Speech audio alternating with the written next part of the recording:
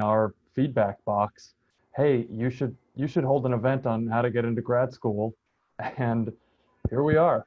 So we're so glad to be having this community, and we're so glad that the Belosan Center helped us put this together. And so shout out to Wayne and all the folks at Belosan.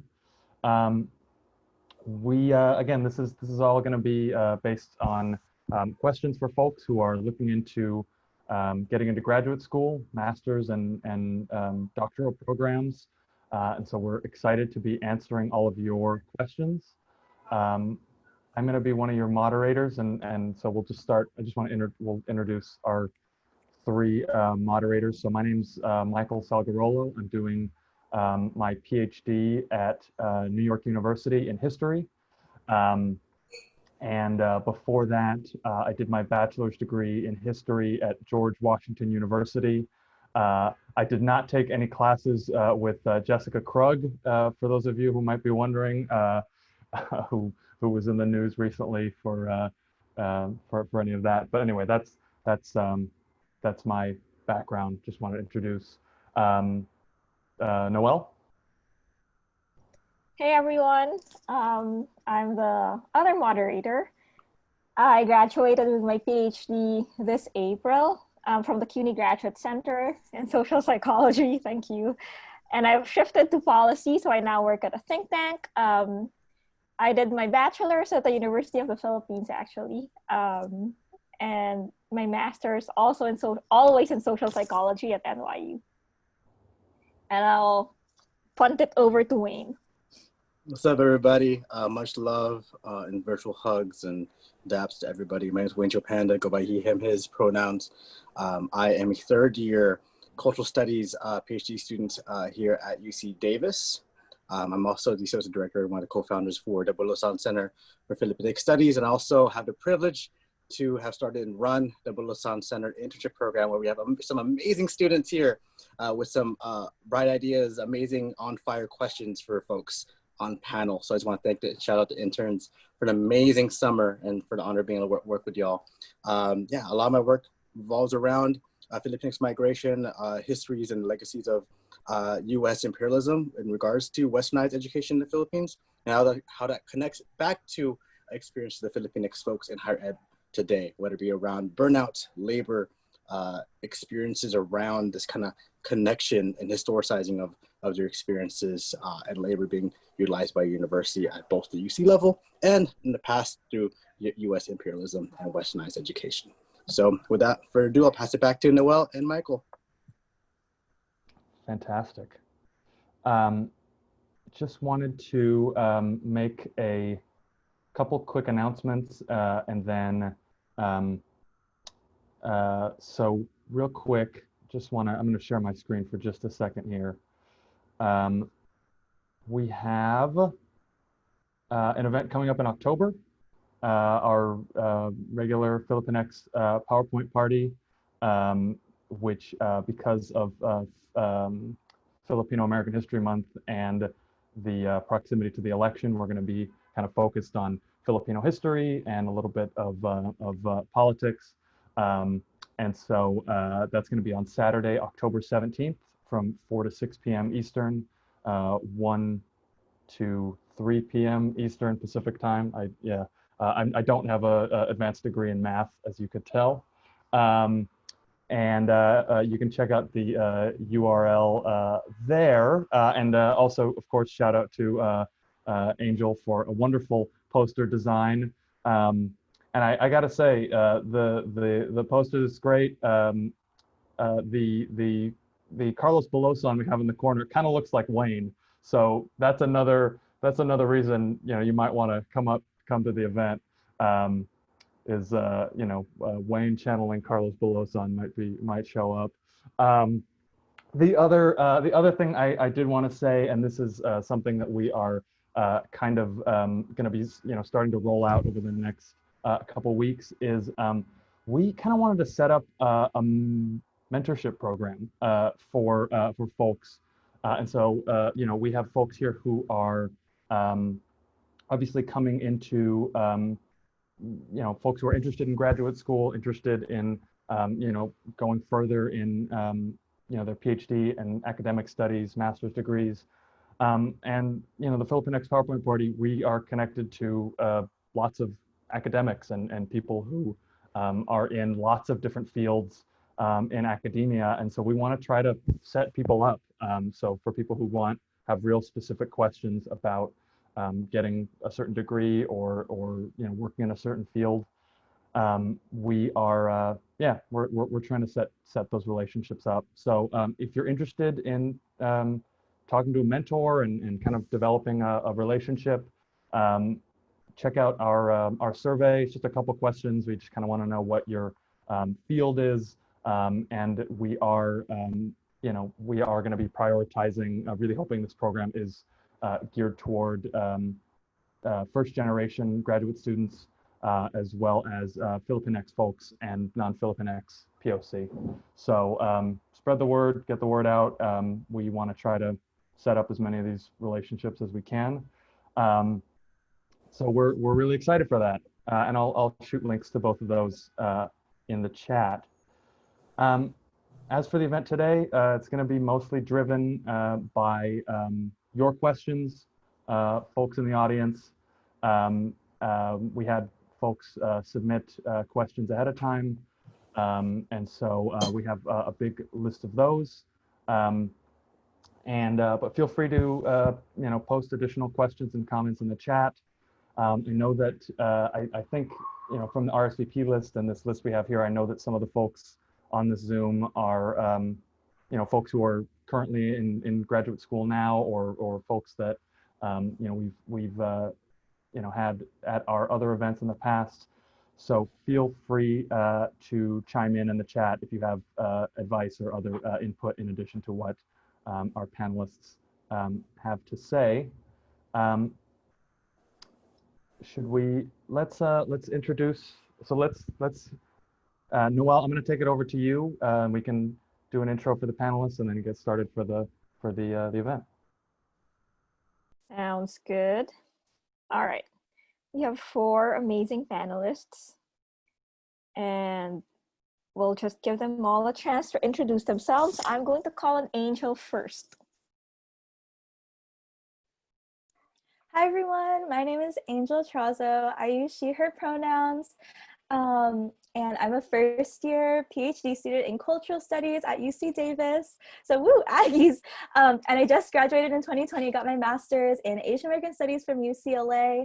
And as an undergrad, I studied biology and arts. So that was like, if anyone else is transitioning from pre-med into something artsy, just feel free to hit me up because it's definitely an interesting path and journey that I encourage folks to pursue.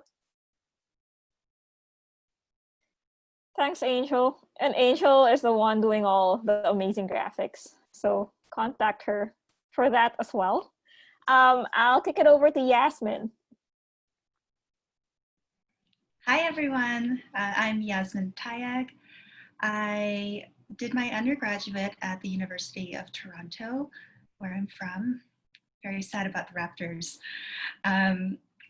I studied human biology and English Lit because, like Angel, I also was pre-med for a very long time, and that's actually what led me to grad school at NYU, where I studied biology with a focus on genetics. I wish, thank you, Michael.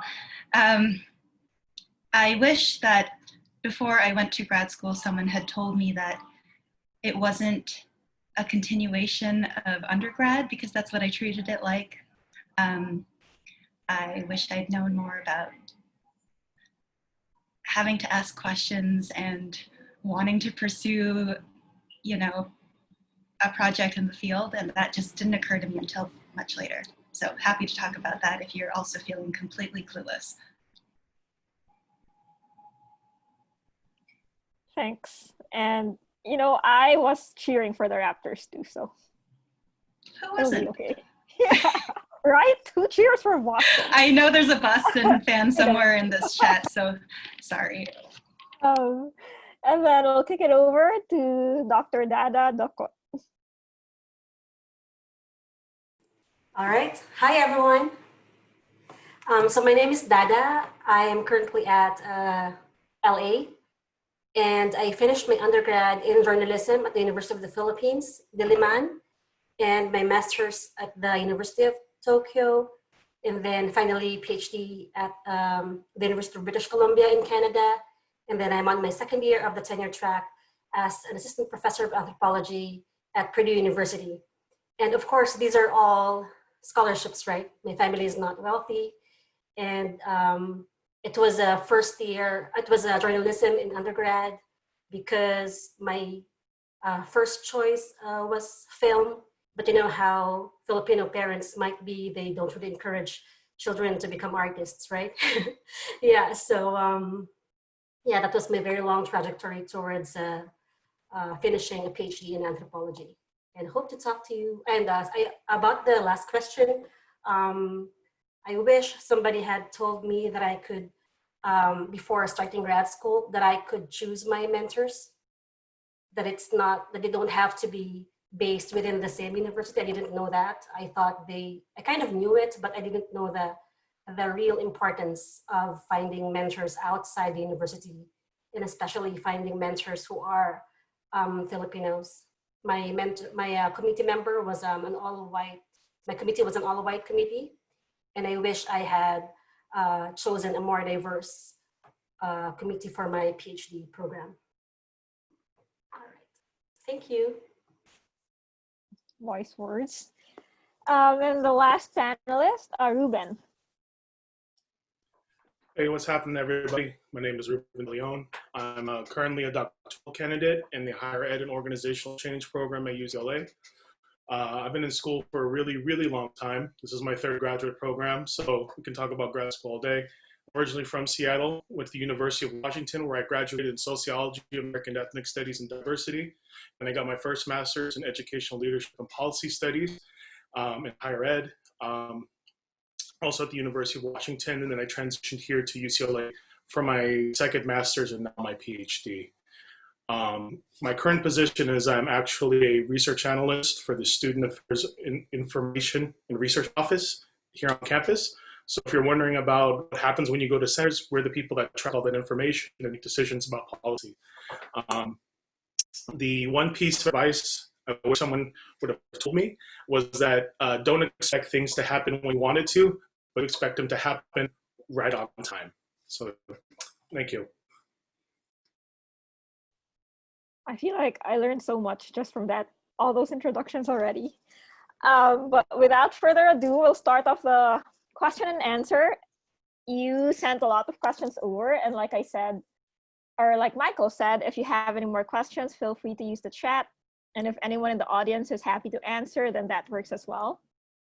But this one I'll just ask to the general panel, and I'll start with Yasmin. So the first question is, who was grad school for, and how do you know for sure what you want to study and what you want to do? Well, I'll be very honest about why I went to grad school. I wish I could say I had some dream of pursuing, some great project in science, but to be honest, I was trying to get into med school. I wanted to beef up my med school application with another degree. I wasn't ready to go to med school, so I was like, okay, maybe I'll take 2 years to learn something that might be useful down the line just in case. And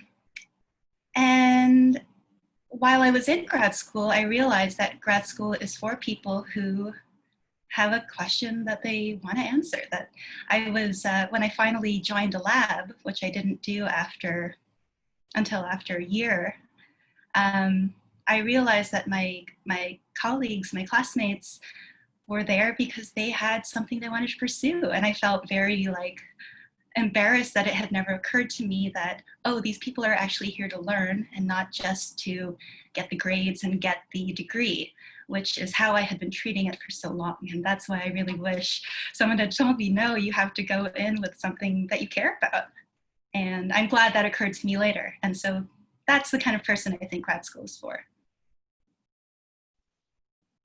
That's really important. Angel, actually, Angel, I'm curious, since you're a first year PhD student, what was the process like for you, and how did you decide on what you wanted to study? Because you had like sort of a shift too.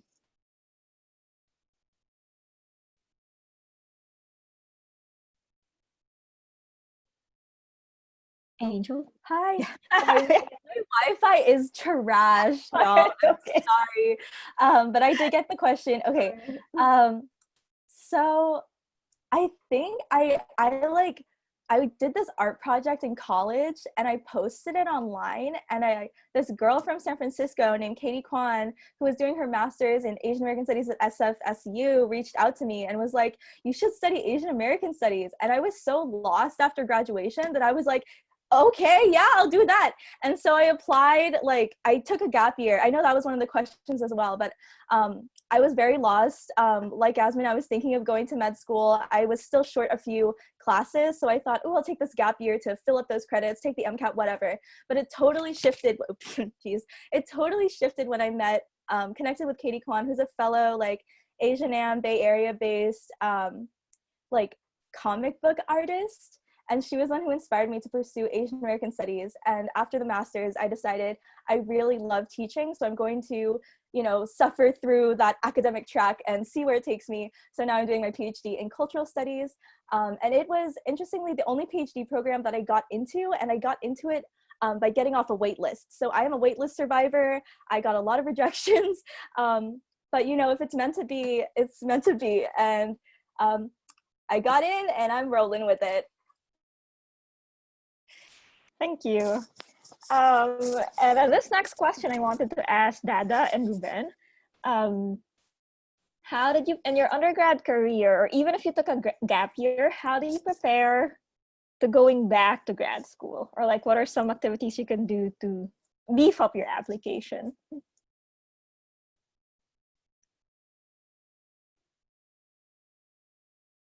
Yeah, whoever, Ruben. Sure. So I took a very direct route. I actually did take a gap year, and I went straight from undergrad. And in doing so, when I asked around in regards to advice about that, everybody who took a gap year said they wish they took a gap year, and everybody who didn't take a gap year wished they did. And so it's really up to you and your skill level. One thing that would highly encourage you to do, at least in the field of social sciences and kind of stuff that I myself do, is read and have things that you really care about, and actually have a purpose for going. I don't encourage folks to go for it to be a placeholder just because there's nothing else to do. I really suggest that you pair, whether that is through seeking out mentors or just developing as much knowledge as you can about the topic. For me, as a person who does a lot of research, my work depends on finding gaps and finding things that are missing out there in terms of knowledge. And so by the time that I was getting into graduate school for the first time, I had something that I wanted to address or a problem that I wanted to explore. And that's going to greatly help you and separate you from other applicants when you're going in, is to have a very particular and direct way to identify this gap and know that the program you're applying to is going to give you the correct training for addressing that gap. And so that's the approach that I took. Luckily for me, it just turned out to be on my home campus at UW. And so I just had to walk a couple buildings across to start my graduate program. Yeah, thanks. So for me, I did not really take a gap year in the sense of how gap years are taken here in the US. In the Philippines, before K-12, the K-12 program was implemented, we had only 10 years of grade school and high school, right? And so I only had 14 years of education before going for a master's degree. And I could not apply to any master's program overseas without the K-12 program. So I had to first do 1 year of work with an NGO, and then I moved to another. I was paid like $200 for that first job. And then for my next job with the armed forces, Also the educational benefit system of within the armed forces. I was paid $400. And during those 2 years, I was enrolled in a master's program. So I was kind of partly completing the K-12 universal, right? And then that was only after that that I could apply for a master's scholarship in Japan. And I think it's important to note that this scholarship is also, in Japan, is also partly a reparations scholarship, right? Because of the damages of the Japanese, of the World War II in the Philippines. And after I finished my master's program in Japan, which went on for 3 years, I went home and I had some savings.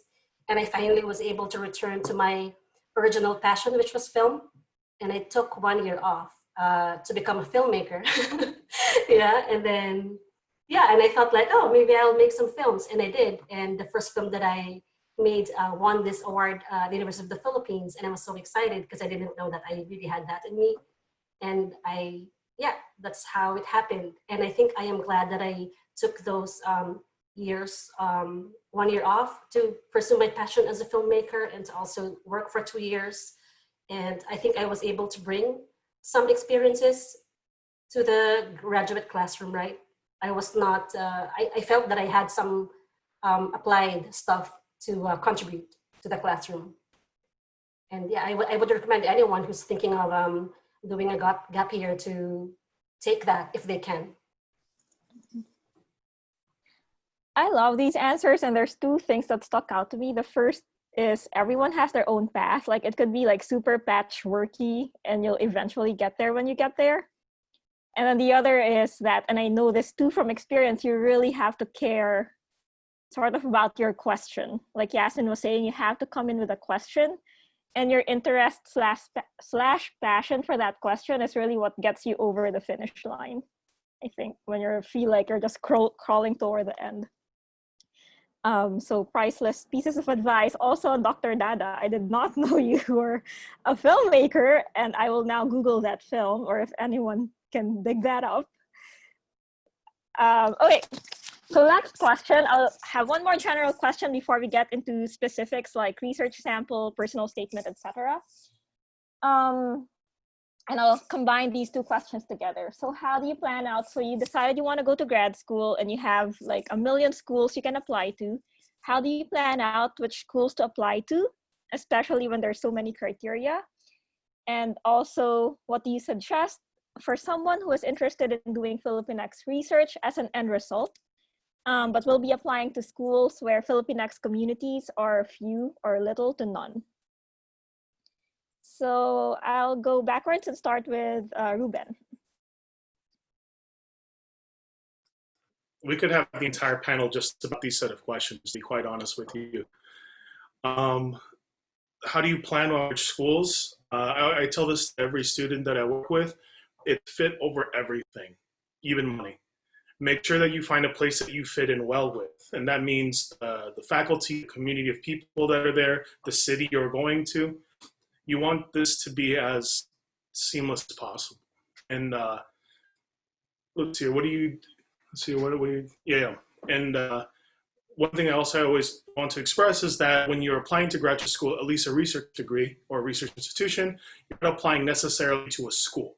You're applying to a person, and you're applying to somebody who would oversee and advise you later on. So as part of your diligent research is like, you want to go and find faculty that meet the needs and interests that you have. And so if you need someone who is on like hands-on, has a similar kind of research agenda, you want to contact that person, try and fit in with them. I actually flew to Los Angeles, made a little family vacay, saw Disneyland, and met my then advisor at the same time. Not at Disneyland, but I went to her office. And it was a good way for us to kind of see truly whether it was a good fit for me to be going to UCLA or not. For the second part of that question, what do you suggest for someone who is interested in doing Filipinx research, especially when there's Filipinx folks there? Do it. Don't wait. If you really want to do it, you should do it. And you should put that out there. You should go to conferences. You should seek out community. That was very much my experience. And when I started, it was not necessarily fashionable to do Filipinx research in the spaces that I was in. And I just continued with it. and kind of pushed back when people were questioning the validity of what I was doing. And eventually, you know, either by being tired out or respecting the hustle, they understood what I was doing, and they understood why this was all going on. And it's part of the persistence of being a graduate student, fighting for what you believe in and fighting for what you really want to pursue. I can guarantee you, if you pursue something that you really don't care about or really don't love, it's going to make graduate school miserable. I can attest to that. So follow your heart, follow your dreams. If you want to do stuff in Filipinx, folks, just do it. Put the work out there, put the work into it, and you will reap the benefits of doing so. That's a great answer. I'll turn the question over to Yasmin, especially about the fit. How did you decide to attend the grad school you attended? And actually, just as a follow-up to that question, now that you're out of grad school and in the industry, then how do you feel like you can still pursue interests that are related to Filipinx or POC interests? Sure. Well, I can talk about how I ended up deciding to go to NYU, and it was sort of a circuitous route. I applied to NYU and a handful of other schools because they offered a very specific program that I was interested in, which was science journalism. I guess at the time, or even now, it's not a given at universities. It's a pretty niche field. And I applied to maybe 3 schools, NYU being one of them. And when I sent my application in, I actually got rejected by NYU because my application went through both the journalism school and the biology department.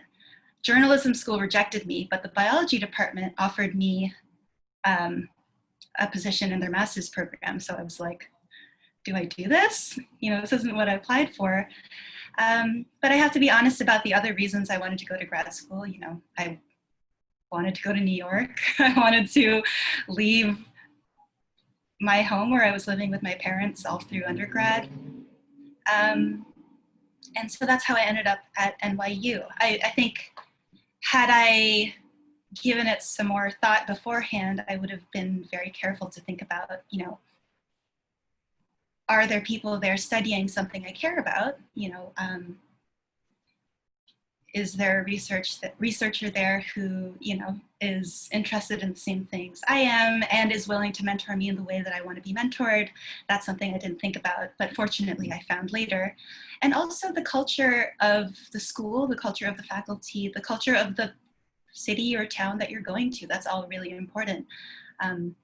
New York could have gone very wrong, in a very wrong direction for me, but I was lucky to find friends and people who supported me. And, you know, I didn't find a Filipinx community as easily as I had found in Toronto. Having grown up there, it was just a given. I had Filipinx people all around me all the time, and my family.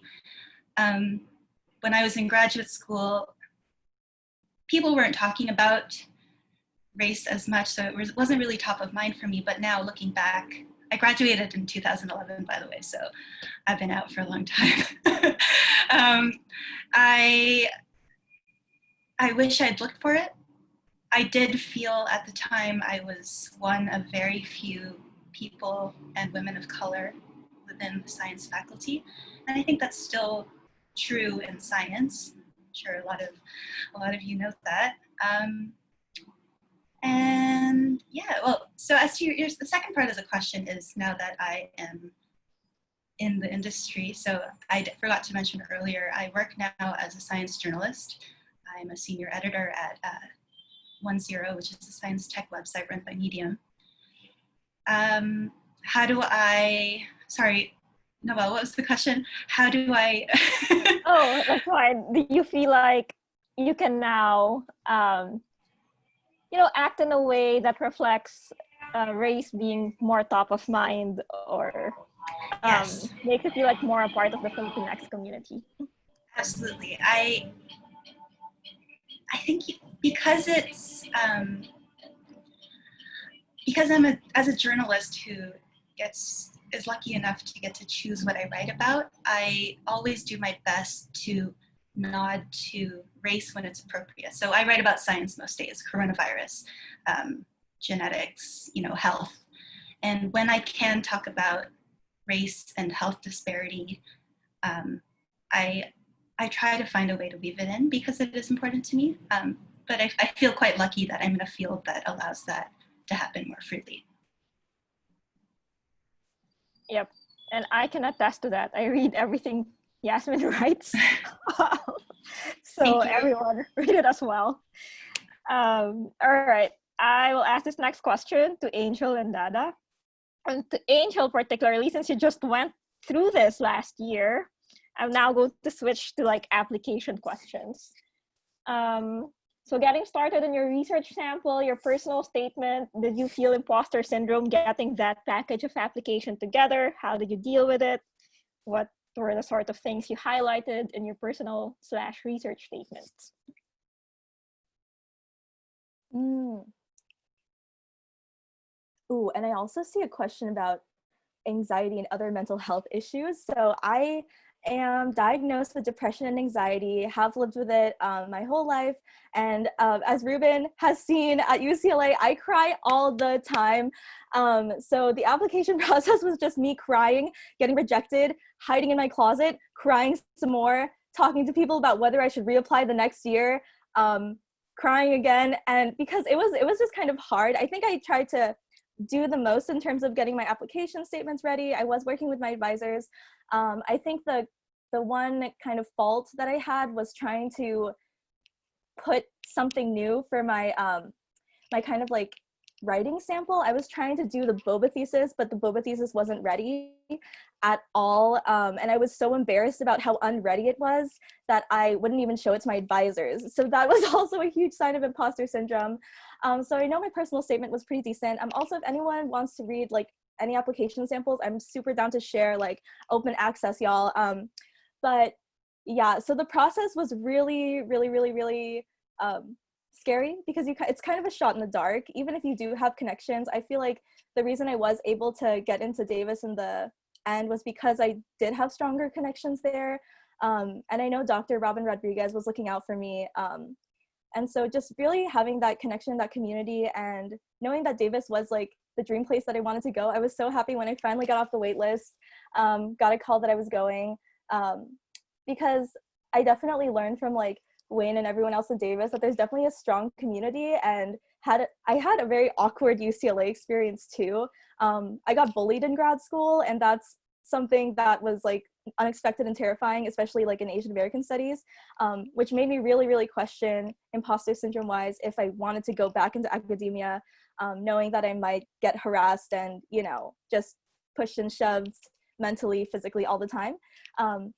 But yeah, just knowing that you have a support system out there, knowing what your boundaries are, and forcing yourself to, respect your boundaries, know what your limits are, I think is the way you survive grad school. Even if you do have like depression, anxiety, once you find that community, you can definitely make it through. So I wouldn't let that hinder you from considering applying. A quick follow-up question I had was, how long did you allot for finalizing your statements and your essays, and like how many rounds of edits would you say people should leave for that? I see Ruben like laughing. I'm like, I think just knowing as early as you can. For me, it was just kind of, I asked that summer. It was graduation of the previous class before me. I asked my advisor, Victor Vizcarra, I was like, hey, Victor, I think I want to apply to grad school. Will you help me? And he was like, sure. And so he was the one who like encouraged me to get my applications ready that summer, in lieu of that December deadline. So I gave myself a solid 6 months, and also told my advisors, wait. Professor Vizcarra helped her apply to grad school. Okay. Yeah. Yes. Yeah, 6 months is pretty, I feel like that's pretty average, right? I mean, you have to sort of project in the year. But I'll ask Dr. Dokot. As the person actually who is now on the other end, decide if you go to grad school or not. Yeah, so following Angel, I was also a waitlist survivor for the for the two schools actually that I applied for. Um, any American school was not an option for me because my GRE sucked so bad, and that was one of the reasons. And I think we also know that these standardized tests are also very exclusionary, right? Some communities may not do well in those standardized tests, and I couldn't. I think I tried twice, and I'm like, this is not going to get me into Yale or Harvard. And my supervisor back at the University of Tokyo was so disappointed because he said, well, after the University of Tokyo, it should be an Ivy League, right? But well, one reason was the GRE was so bad, and the second reason was that because of U.S. immigration policies. An international student cannot really bring a partner to the US who would be able to work, right? So it was not possible for my partner to get a work visa, and Canada allows that because they are, I guess, freer in terms of their immigration laws for international students, migration laws for international students. So I applied only to UBC and the University of Toronto, and I was waitlisted for both, in both schools. And suddenly my file was pulled out of the waitlist at UBC. And it was a professor returning from fieldwork who finally said like, well, okay, I want Dada as a student. And before I could not understand how that happened, right? Because it was actually not waitlist, it was rejected. My application was like rejected, right? And then suddenly they emailed again and said like, well, okay, we want you. So I got a package from UBC. And then now that I am on the other side of the application process, now I know why. So it's basically because your admission is also basically based on fit. It's based on if you have a professor supporting your application, right? If you have a professor, if you have a network there already, or if you have a professor wanting to take you in, that is possible. But the problem is that a lot of faculty of color don't have tenure because of how white supremacy rolls in North American university, right? So that would mean if you would like Filipino faculty to mentor your project, that person is likely without tenure. And that person is likely unsure whether or not they would want to stay in that department. So because of this lack of stability, it's hard for faculty of color to commit to mentoring you as a PhD student who will probably be staying on for 5 to 8 years. I finished my PhD in 8 years, right? So it's important for faculty of color to stay, to be supported. And it's also because that's how we get new graduate students who are like us, right? If we have tenure, then we can get more students who are like us to stay with us in our labs. Yeah, so if you are able to find a tenured faculty to support your project, I think your chances might be higher getting an admission. Yeah, definitely. And like, I mean, the truth is it really helps to have a champion, right? Someone who would pull your name out of the rejection list and just see your potential. And that someone would someday be all of us. So if we get through grad school. Okay, so I saw lots of questions about financial and how to pay, and I think that's in the second section. So I just want to flag to people that we're not ignoring you, but that's like a section that Wayne will talk about. And then my last questions are really more about the fit, and really just if you find a doctoral program that's right for you, what are some steps you can take now that outside of you knowing how to write well, outside of you knowing how to do the GRE or score significantly enough for in the GRE, what are some things you can pursue? And this relates, there was a question here too about like, is it okay to cold email professors whom you want to be as mentors? And I'll ask this to Ruben. Yeah, 100%. You can cold email professors. You will have varying degrees of success. But what's important when you email the professor that you're as like purposeful and kind of content heavy as you can. So that includes, you should have read some of the things that they wrote. You should be familiar with what they're up to. If they're ahead of the center, know that. If they've published recently on X, Y, and Z, you should know that. And the reason I say this is not because professors just love hearing about people liking their work. It's actually because it shows that you've put due diligence into actually contacting them. When I did it, I made sure to read as much as I could about that individual, went there and I was like, speaking of, I really enjoyed, your article about this and that. And, I think that my interest and your interest may work well. May I have 20 minutes of your time to kind of just talk about the possibility of joining the program in a future time, cohort or whatnot. Okay, so what was the other question? I just thought about the last one.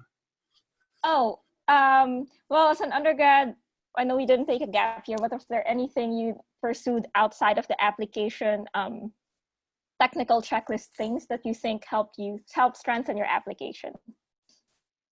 Like activities or organizations? Yeah, it's do academic things. That means write some papers, try to see if you can get onto research teams with existing faculty, especially within the same department. That's always good. I want to encourage all of you to not think of yourselves just as thought producers and knowledge producers, but you're also bodies of labor going into graduate school. So you can be very smart, but you can also not be talented in, say, like analysis, or you may not have a lot of like knowledge of particular data sets. And so you have to think of playing as holistic. And so for myself, I was deeply rooted in community work. And even though on paper it may look differently than what I did outside of the classroom, people were able to acknowledge both. And that actually informed my entry into my first graduate program. Full disclosure, I was actually below the minimum GPA requirement to apply, but people knew about what I did. And that was working with students, being in education spheres, mentoring a bunch of high school students, and working in different community organizations. And they knew that I was bringing a lot of practical and pragmatic knowledge to the cohort that was coming in. That is not any shade to anybody who, had the privilege of having doctoral educated parents or professor parents, right? We, as ourselves as applicants in undergrad, must assess the entirety of what we can contribute. That's why they make cohorts, is because they want to have a diversity of people to kind of like create this like nurturing environment for folks to learn from. In addition to that, faculty want someone that's going to help them on their own research progress, because they're going to probably put you on their papers.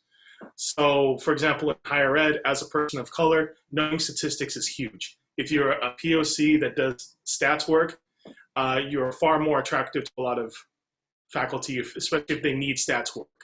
That includes things like Tableau or R, which are newer kind of programs. Or if you're invested in the community and have a lot of community connections, just truth be told, some faculty will assess that. And when you have your applications in that meeting, they're going to be like, who is this person? Who knows them? What can they do? Can they help me? Can I nurture them? Sometimes in that order. And so when you're in undergrad, you need to think about kind of prepping those things, because once you're in there, it goes pretty quickly. So. That's great advice. And the point there too, that so many people are worried about hitting the GRE target or having a GPA. And the admissions committee really looks at the person holistically. And that includes just metrics that you wouldn't even think about as an applicant, like who's supporting this person in the faculty, how are they like, how do they fit, like what's their chemistry with a cohort that's coming in? That's already there.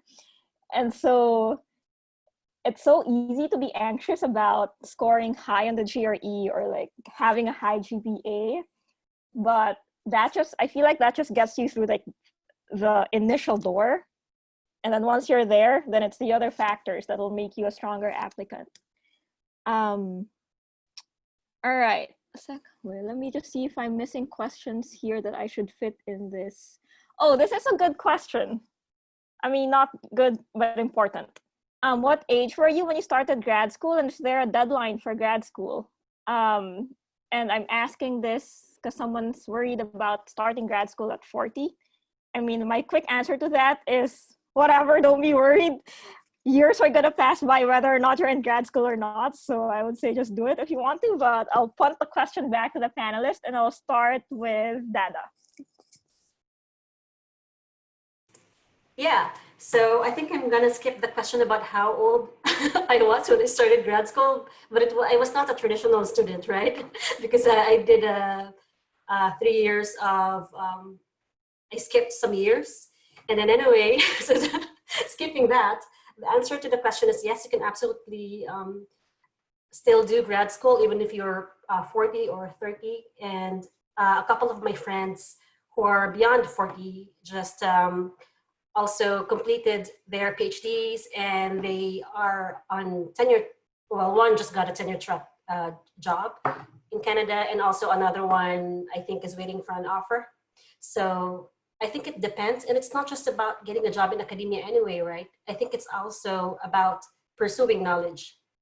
I think if we have a question that we would like to answer, it's a good reason, I think, to do grad school. For me, no one has until now, I think, because I don't have a book yet on my PhD project, but there's no ethnography yet about my hometown. And for me, I really wanted to do that project. And I thought that's one way of giving back to my hometown, to write a book about it, because I love my hometown so much. And I would like to honor it by writing an ethnography about it, right? So I think that's a very compelling reason. If you would like to work on a particular project, do it. But I think we should also assess if logistics are okay, right? We also have to think about our debt, if we have debt, or if finances are good. And I think we also have to acknowledge that a lot of graduate students are living below the poverty line, right? The scholarship is often not enough, especially if you have a family member, if you have children, or if you have a partner. And healthcare here in the US is also not the best healthcare system, right? And yeah, there are things to consider, especially during the pandemic, right? I told Michael in an email that, of course, I would like to help everyone and answer their questions. That's why I'm here. But my personal opinion is that departments probably should not get graduate students this coming school year, because I personally think it's important to help current students who might be needing additional help in terms of mental health, well-being, and finances, right? But yeah, but I'm still here. Yeah, but that's my personal opinion, which is not the opinion of my department, right? It's my, I say that as a person with my own opinion, right? Yeah, that's all. No, that's important because departments, I mean, the pie is not limitless. Yeah. And they have to allocate funds. I know Ruben did not take a gap year. Angel, Yasmin, did you feel like you were too old for grad school? Did you have that worry? You don't have to tell us the age, but what would you suggest to people? No, I kind of had the opposite worry. I went to grad school straight out of undergrad, so I was 22. And I say that I had the opposite concern because in retrospect, I feel like I was maybe too young to be in grad school. As I mentioned earlier, I was not mature enough to think about what knowledge I wanted to pursue. I had these other desires that really, I think, conflicted with my ability to do well and, you know, treat grad school the way it was meant to be treated, because I was 22 in New York City for the first time. I was away from home for the first time. And so I think I was doing a lot of personal growth at the same time as I should have been doing academic growth. And I think that did interfere quite a bit. And if I could do it again, I would probably start it later. And I still think about going back to grad school now, maybe doing a PhD. I'm 33 now, so I think the age doesn't matter. If you care, do it. Yeah, agree. I'm gonna turn it over to Wayne, and so he'll talk. Yeah, more about the other questions that I missed. Over to you. Awesome. Thanks everybody for sharing your journeys and being vulnerable and open to everybody in this space today. And also shout out to all the participants who are sending out some amazing questions that we are keeping track of and hoping to bring back to the conversation during the Q&A at the end. The next question and all the questions I'll be bringing up are regarding to the application process in itself, being in the depths of the application process. And the first one is very straightforward and kind of broad, but what was the hardest part of the process for you?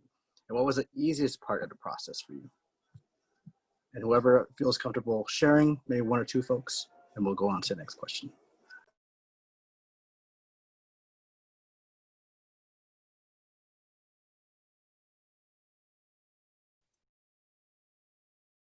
They're all gonna be shy. Okay, well, I'm gonna go ahead and I'll call my friend Ruben. How are you, Ruben? What was the easiest and the hardest part of the process for you? The hardest part is actually doing it, like believing that you should do it. I actually waited a year. I was so ready and I was gonna do it, and then I remember it was the week I was going to start taking my GRE class, and I was like, I can't do this. I'm gonna stay for another year in college, and that's exactly what I did. And so I was actually renewed by the time I started pursuing it again. Grad school isn't for everybody, but it's for everybody to apply to. And so if you really think that you want to do it, you should give it a try. And if you believe that you got what it takes to be in this world, please do. We want you there. We need you there. That was the hardest part, or is that the easiest part? I don't even know at this point. The easiest part was probably, this is going to sound kind of silly, but telling people that I was doing it, to be proud and owning to the fact that I was going to pursue this. When I asked my mother, I was like, oh, I'm going to go to graduate school. And I mean, as you can imagine, she was like, so what does that turn into? Is that a job? Do you get insurance? Because you need insurance. Are you going to be able to live? And I was like, well, it's kind of complicated. Like, you do research and there's grants, and then you get a job and you might become a professor. And it's like, oh, it sounds like something that's not going to pay you a lot. Why do you want to do this? But like, building around, and I know this is a question that may come up later on about how do we discuss this with our elders in our community about why we choose to do this. But the easiest part was owning up and saying that, like, I can do this and I want to do this, and garnering the support that way. I think if it wasn't for the people that supported me, people both on the institution side and on the personal side, but I had to let them know. I had to tell them, like, this is what I wanted to do, because you need that community to lift you up when you go through that process. It's pretty brutal, and it takes a lot out of you just because you're trying to find the right way to do it. And so searching for that support was probably the easiest part for me at the time. Thanks so much, Ruben. Does anybody else want to tackle this question? I could also move on to the next one if folks prefer. Any takers? We're all good. Cool. So going to the next question, and this one's actually, I want to ask Jasmine and Angel, if y'all could answer this one, knowing y'all's trajectories. How did you weave in non-research parts of your background into your personal statements? And did you incorporate your professional work experience into your personal statement as well? Or statement of purpose, either one? I can go first. Because I had originally applied to a program in science journalism, this was a very final year of undergrad decision for me. So I kind of frantically tried writing for the school paper. So I had to teach myself how to write and pitch stories in the last year. And these are all things I tagged on to my applications. So I had what in the journalism business we call clips. So that was a big part of my application that that wasn't really academic. And I would say I also made it a point to note the organizations I was a part of. In particular, I was the head of the Filipino Student Association at U of T. And I included that not because I thought NYU would care about Filipino organizations, but because they would care that I had leadership ability and that I could execute on projects and events. I thought that was important, and so I put that in my application and my letter. Obviously, it was not impressive enough to the journalism school, but the biology department took me. Sorry, what was the last part of that question? Yeah, no problem. The last part was how to incorporate your professional work experience into your application, particularly your personal statements or even your statement of purpose. Right. My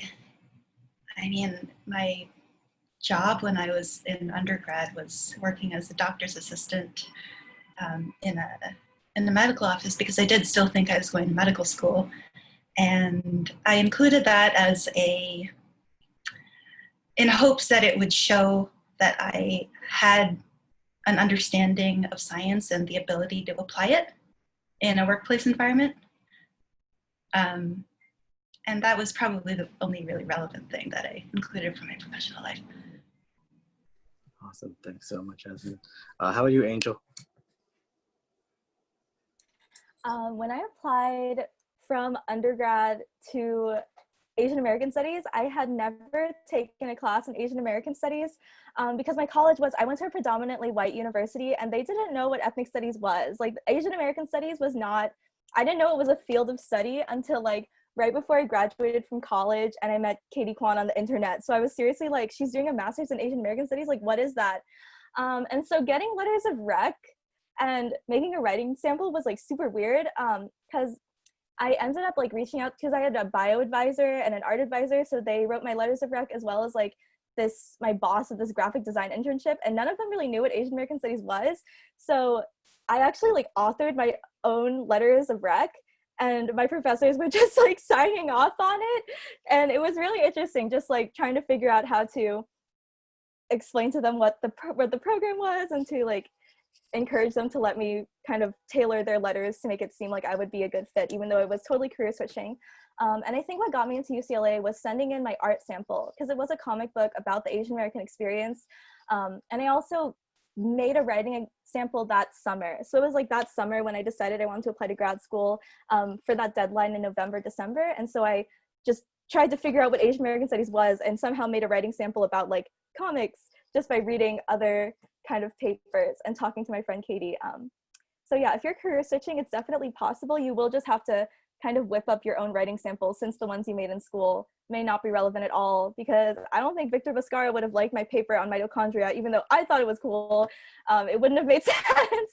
Yeah, so when you're career switching, definitely find those folks who will like guide you and help you craft a writing sample, because it's totally doable to make something up, honestly, if you're passionate enough about career switching.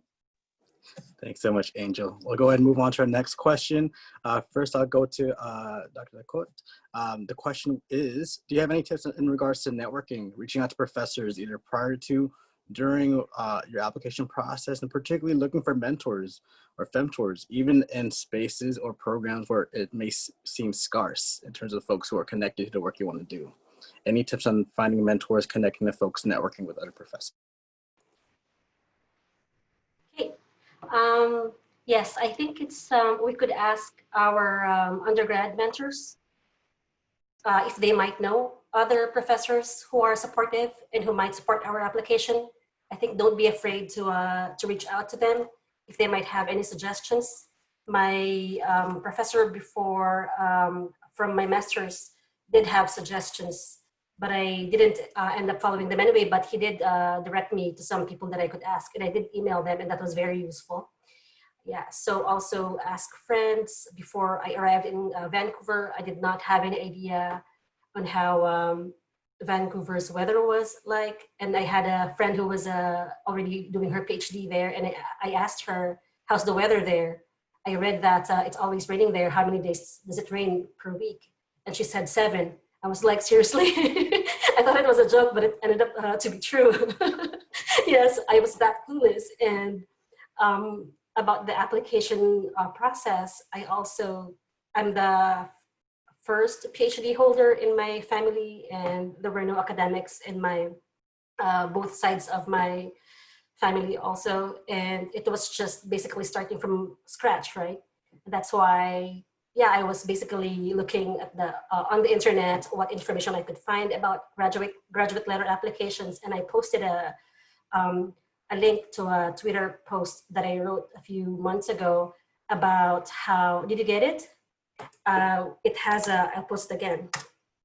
So here it has, I posted, please check the chat room, and I posted there a sample letter that I wrote to one professor at Rutgers. And it's so fascinating that when I joined a conference this summer in May, this professor told me that I should consider their name when I'm up for tenure. Yeah, so I think people remember, and people kind of can help you. And I think we should not be afraid to reach out to our friends, to those who are already in graduate school, and maybe to the professors affiliated with the Bolosan Center. We appreciate that. Thanks so much, Dr. Kot. Ruben, would you mind sharing about your experiences or any tips you have around, building and finding mentors, even outside of your program? Yeah. So there's a couple of things I want to kind of put into perspective here. If you're applying to graduate school, especially if you're applying to a large research one, that's like your UCs, your NYUs, these kind of things. Especially if they're famous faculty or very prominent faculty, they're having dozens of people doing the exact same thing at the same time. And so any type of small edge that you can have, whether it is in terms of the content of you reaching out, whether it is through the kind of connections between your folks and their folks, you want to pursue these things. The longer that I stay in school and stay in academia, the more I realize everyone knows each other in some way. And everyone has a story about so-and-so faculty at such and such university about something that happened. And, this is also comes down partially to the mentors and femtors that you have. Sometimes you just need to ask them, like, who do you think would be a good fit? And that fit, it's not necessarily like, oh, you're going to publish a whole bunch, but like they may be protecting you from the conduct of that individual or their style of teaching or mentoring.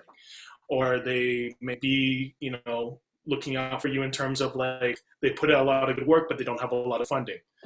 So you want to make sure that you reach out in that way. Let me review the question real quick. Networking with professors, it's always easier for you to have a reputation and for you to be very intentional about what you're saying. This is not saying like, hey, you should take me on your team. I'm the best student you're ever going to have. But what you want to say is that like, oh, I'm very interested.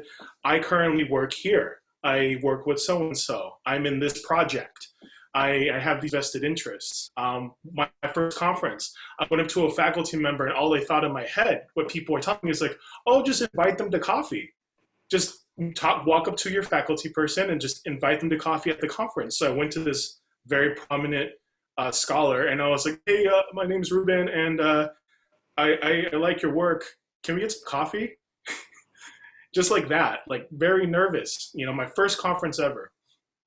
And that individual was like, no, I'm okay. Like I have my kids here. So just shoot me an email if you want to talk to me.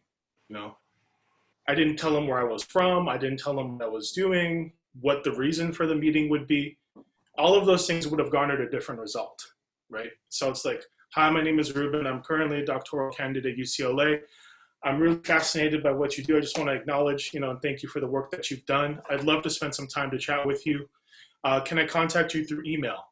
Or if you have any free time, I'd love to catch up with you and kind of chat with you if you have a chance. And that's always a much better way to approach a network. But again, listen to the streets. Listen to what people are saying about the other faculty.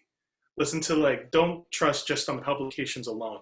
Think about the holistic nature, just like how they think of you in a holistic nature. Think about what they're doing, what they're affiliated with, the kind of stuff that they put out. If they have any, chismes surrounding them. Unfortunately, we're not here to spread the drama, right? But we're here to acknowledge what is going on because that helps inform us on how do we move through this very kind of tumultuous system.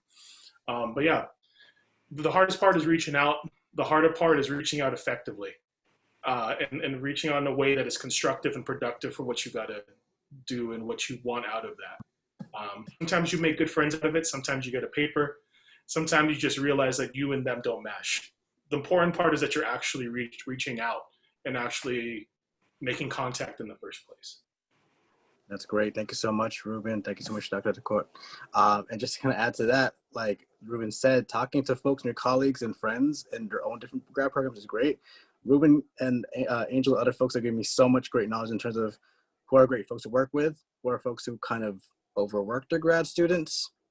And that's something that's also really important to keep in mind in terms of who you might consider wanting to work with and continue to build those relationships with, right? So it's really, really crucial. Going to the next question, there's something that popped up in the chat in regards to finances. How do you finance your graduate education, right? How do you pay for grad school? How do you take care of your family? For folks who are taking care of their immigrant parents, or for folks or children or other family members and friends, loved ones, how do we go about that financial aspect of grad school? And first, I'm going to go ahead and pass on to Yasmin to answer this question, then Dr. DeCourt after. Sure. I have to be honest. I feel very privileged that my parents helped significantly to pay for graduate school, which I realize is not the case for a lot of people. But I will say that the most important thing I discovered, and I'm glad I discovered early in grad school, is that if there is the possibility to teach, take it, because you can at least earn some of that money back, and you actually learn a lot doing it. And so I taught undergraduate biology for 2 years, and fortunately NYU paid pretty well, and it was able to cover a lot of my own expenses here in New York. Because, you know, I mean, you guys know as Filipinos that we have that sort of guilt to our parents. We feel we don't want to be a burden, and so I wanted to give back as quickly as I could. And that was probably the most important thing, like get a job, preferably within the school, because it not only helps you learn, but helps you make connections with the teachers, the other teachers in that, in the program. Thanks so much, Jasmine, for your honesty. Oh, Dr. DeCourt, do you have any specific tips in terms of financing your graduate education, or just things you want to kind of share on there? All of my graduate education was funded by government scholarships. So I'm really very grateful. But that meant for me really fixing my calendar, right? My schedule, because all of these scholarships have a particular deadline. And if you miss one deadline, that means basically you have to wait for one more year, right? So as I mentioned earlier, my first scholarship was a Japan fellowship, and I made it to the last round during the first time that I applied, but then I learned that I was not yet qualified because I didn't have the K-12 requirement. So I had to wait again. So for me, the process was basically waiting and preparing to get the requirements that I needed. And it was the same for my PhD application.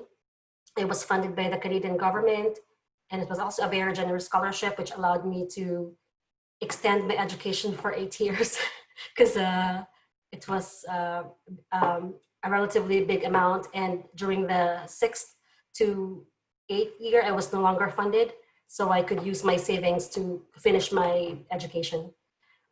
It's also common for graduate programs to employ their students as RAs or as TAs, and that's a typical source of funding.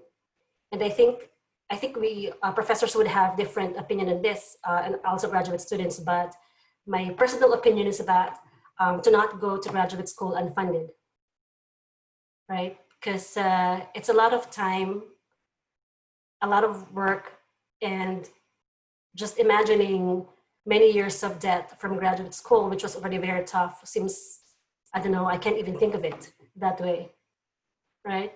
I'm not sure if Noel and Michael and Ruben will agree with me, but yeah, I think we should wait until we find a graduate program that will really find our value, right? And it will pay for that value, because we are also bringing a lot of talent into their program.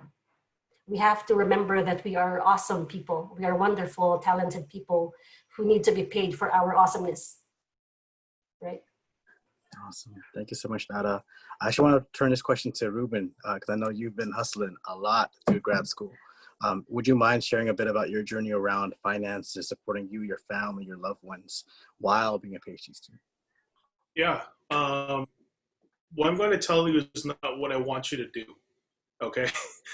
I was never funded for my PhD, not once. Never got any money. I've worked my entire way, actually through my entirety of my graduate education, both master's and PhD. I have been a teacher, I've been a counselor, I have been a research analyst, I have taken odd jobs, I've worked maintenance through the university to help subsidize for housing. And one thing that you should all know is that regardless of what your outer life of graduate school is, your inner, or let me rephrase that. No matter what your outer life of school is, the expectations that are put upon you by the university in terms of production, in terms of what you have to complete, will not change. So the same person that is funded fully and can have all the time in the world to pursue these projects, be on these research teams, write these papers, will have the same expectations as the individual that works from 4:30 p.m. to 7:30 a.m. On something that is not academically related. For me and myself, like, that's what I had to do. And I mean, like, this is also part of the kind of doing what you believe in. And me saying, I don't suggest that you do the same thing. Like Dr. Dokot said, go to a place that loves you and funds you. This is not to say that UCLA doesn't love me, at least financially.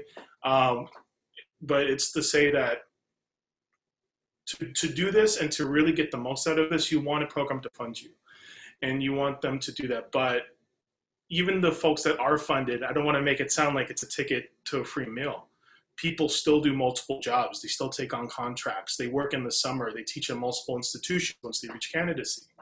You know, they all have side hustles. How many people started like jewelry and like Etsy businesses in the pandemic? You know what I mean? And also with the finance stuff on COVID. You got to remember that the last major economic collapse was 2008. And now we're in a global financial collapse in a lot of our fields. And so the scope of how higher education is funded is going to greatly change in the next few years. What this quite possibly could turn into is additional labor put onto graduate students. So that means that graduate students may most likely be teaching more, may be filling much more positions that cannot be afforded by a full-time salaried employee at the university level. So you will have opportunities for funding, but typically it is going to be things in service to the university. I took that, and I've always loved being a teacher. And so I love teaching. So when I became a teacher, I held on to that as long as I could. When I was an academic advisor, I actually did it for 5 of my years. I helped students get into college and navigate college. And that was a great personal joy to me, but it did not necessarily generate publications for me. And so from the outside, people were kind of like, what are you doing? Like, you work too much, or like you have this like identity as a hustler. But they forget that being a hustler isn't something necessarily that you want to be for the rest of your life. Being a hustler is endemic to the system that puts you in a position where you have to be a hustler to succeed. And what we're trying to be in all of this is to not be a hustler in that way. We can take the knowledge we have from doing it and progress our lives and whatnot. But, you know, all of this is to say, if you want to get it done, you can get it done, but you want them to pay for that bill as much as possible. And you can see they'll pay for research expenses, they'll pay for tuition, which may include insurance. They'll give you research funds so that if you need a program, if you need like equipment to do your research, they may be able to fund that. For me, that was not my case. And my case is a particularly unique one. And so I've self-funded almost the entirety of my education. Yeah, we can talk about that off the recording if you want to talk about more how that worked out. Thanks so much, Ruben. And before I transition to Michael's segment, there was a private question that was sent that I think is very timely to the discussion so far. And it goes as so. Let's go ahead and quote them. How do you all feel, and anyone could respond to this, how do you feel about the future prospects of being in academia when grad students are so underpaid and overworked and are fired when they fight for better working conditions, like with the COLA campaigns? And when it seems like universities decreasingly get tenured professors and outsource these jobs instead through adjunct professor positions and such, and not paying, or they don't have to pay tenured professors for this work. Would anyone feel comfortable responding to the state of graduate education, and particularly graduate students heading into a very intense and intimidating job market? I know that's a huge question. I apologize. That's a huge beast of a question. So maybe we could all work together as a team and see if folks do have any kind of thoughts, or even just ways of alleviating the anxiety around that. Yeah, I think some professors are not admitting graduate students on the PhD level exactly because of the job market, right? I know of some professors who might be committed to admitting master students, because then master students could take an applied track, right? Which does not necessarily have to be academic. But PhD programs usually take at least 4 years in North America. As I said, mine was 8 years. Yeah, so it's a very long process, and the destination is not certain at all, especially because of the pandemic, right? And I think we have not yet recovered even from the previous job market, dip in the job market in a few years ago. Yeah. Thank you so much, Dada. Yasmin, Angel, Ruben, do any of you all want to share anything or kind of respond to the question from the chat? Just to clarify, was the question about pursuing jobs or the future of jobs within academia, or just jobs in general? Oh, particularly in academia. In academia. I can't personally speak to this, but I can say that my peers when I was in a biology master's program, some of whom went on to do PhDs, were really struggling with this idea that they could go to industry, which in sciences means going to pharmaceuticals, going to drug development, that kind of thing.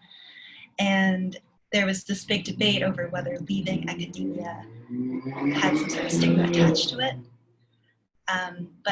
But over the past 10 years, I've seen that at least among that group of people, that stigma decrease, because everyone else is acknowledging that you need to have a job, and academia is not going to take everybody. Thanks, Jasmine. Angel, Ruben, anything y'all want to add before we transition to Michael's section? Yeah. Go ahead, Angel. You go for it. Okay, super short and quick. But when I was kind of emailing professors, and when they responded, and I was like, yeah, I think in the future I want to be a professor. This was like during the application process. A lot of them were like, basically like, imagine they were like shaking me by my shoulders and saying, no, don't go into academia. There are no jobs. Like, essentially, that is what all the professors were saying to me. So don't go into a PhD thinking you're going to get a job or go on tenure track, because for a lot of people it's not going to happen, especially right now. And I know schools are being more cognizant of that, because my cohort's only 3 people. Like, they're really applying even less and less people. And I'm sure that's also because of the COVID situation as well. Like, how much funding do you have to support the PhD students? And a lot of the schools really want to place students, and they know realistically that they can't place everybody. So that's why the cohorts seem to be getting smaller. Thanks, Angel. Ruben, anything you want to add before we transition? Yeah, just think, I mean, the way that finances are working right now and how employment works, what you're probably going to end up seeing is much more of a gig economy based education system. So like, think about like your Uber, your Lyft, your Postmates. You're going to be living contract to contract in many cases. There is such thing as being kind of stuck in a cage where all you do is be like affiliate faculty or lecturers, and you just piecemeal, you know, what you do as a lecturer. Right? And that's not a knock on what they do. They perform a very viable and necessary job, even if it is very difficult. And yeah, I agree with Angel. Like, the academy is very cyclical. And so in some kind of like departments or fields, sometimes only things that open up are when people move institutions, somebody retires, or somebody passes away. That's pretty much the 3 times. And that's not even guaranteeing necessarily that a line will stay open, which is what they call like a tenure track line, a job basically, that may not be open. Departments sometimes have to re-justify that in order to continue to hire somebody in place for that individual. And so it's a pretty wild kind of like circuitous way. What we do in my program is they encourage us to pursue broadly. So the original intent maybe is to become faculty, but that might mean that you go the adjunct route for some period of time. You go into the analysis route at some period of time. You do this in hopes that you get a postdoc. From the postdoc, you continue to pump out papers and you do a lot more research and you hopefully get teaching experience. Once you've finished your postdoc, then you apply for faculty jobs. And even then, you may apply to a faculty job that you may not necessarily want right at the beginning. Getting your dream job at the beginning is not a very common thing in academia. Well, what oftentimes happens is that you go to an institution, you do your work there, and then you move around. And then in the case of California, so many people want to end up in California, and so they go all over the country and teach at all these different universities and then try their best to get back into California, then stay put in the UC system, for example. That's not towards anybody. That's just how it is. So that's kind of like the scope of what you're looking at. There's a lot more detail to this, obviously, but it's not like you graduate and then you go up and then you hope you get a job and you do campus visit and you're there. Like there's a bunch of kind of smaller steps that you need to do in order to make your way into that position, which oftentimes is why a lot of us get pushed out. So we think about like Filipinx folks and why there's so few Filipinx faculty nationally. And what happens, why do a lot of our research end up only in dissertation and master's thesis stage, and then these people leave the academy to go to other places? It's partly because that's the system that we get into in order to become the faculty that we see, that we want to eventually try to be. So. Gotcha. Thanks, Ruben. And yeah, we see so many amazing folks who do work around building with the community, and the renowned poet and Filipina poet and author Barbara Jane Reyes has spoken about her experience being a what do you call it? Not tenure track. What's a part-time lecturer as being like a Ronin, like a samurai without a master, and just piecing together these different gigs while also working full-time in healthcare work, right? And how she loves that. For some folks, that's something that's ideal for them, right? Being able to teach in the evening while having a full-time position in a whole different kind of field in itself. It's just a question for folks to ask themselves and to figure out and have those conversations. So with that being said, I'm gonna go ahead and pass it on to my partner, Michael, for the third section of the event. Go ahead, Michael. All right. Thank you, Wayne. Thank you, Noel. Thank you, panelists, and thank you for everyone who's provided us, who's asking questions, and hopefully this is rewarding. We have been on Zoom for an hour and a half, so I want everyone to take a deep breath, stretch a little bit. Let's just take a second here. I know this is draining. But I'm glad that we're having a really honest discussion about graduate school. I'm glad that everyone is speaking with such candor because you know, the knowledge that we produce in graduate school, the things we learn, and the communities we create, these are all great and important things, and we want to we want, you know, we want other Filipinx folks in the academy to be, you know, talking about you know, our people and our issues. But I think we also have to be honest about graduate school being a tremendously unequal environment, right? A place where just to get in, right, you have to pay for expensive tests, and you have to, you know, some of these application fees are like $100 for one program. And so yeah, I mean, that's the reality of it. So I'm glad we're having you know, honest conversations, because I think the best thing we can do is at least try to demystify some of these processes. So in my last section here, I have a couple previous questions, or one or two previous questions I want to get to, and then I want to focus on kind of you know, the actual experience of graduate school and kind of managing, but I thought there was a really good question speaking to this question about kind of this issue of academic prestige. And somebody asked, let me pull this up here. Does it matter where you got your undergraduate degree when applying for grad school? This person is a community college student. Will that make them, or will that make others less competitive when applying to graduate school? So thoughts about this prestige question. And anybody can take this one.